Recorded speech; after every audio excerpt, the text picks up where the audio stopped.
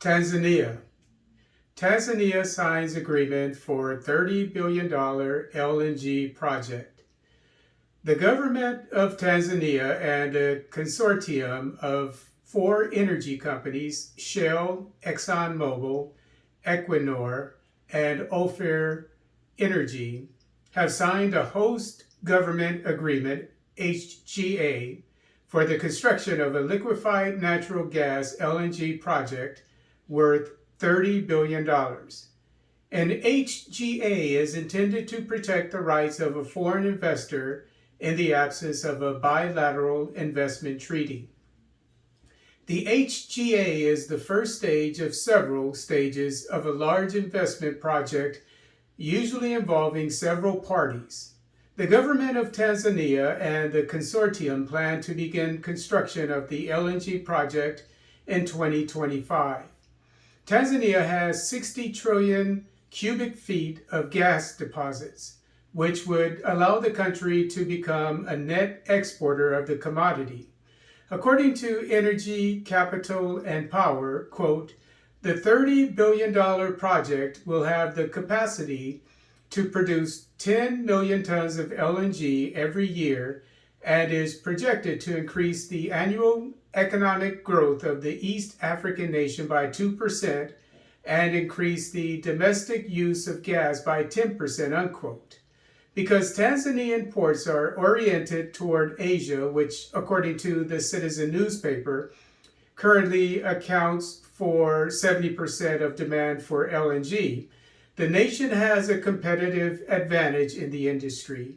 Another reason why the project will be a boon for the Tanzanian economy is the fact that LNG has a much smaller carbon footprint than oil and coal, its fossil fuel competitors. The project is expected to create 7,000 jobs when underway. Zambia Ministry of Agriculture project to help farmers produce more rice. The Zambian Ministry of Agriculture is implementing the Market-Oriented Rice Development Project, MOREDEP, with the help of Japan International Cooperation Agency.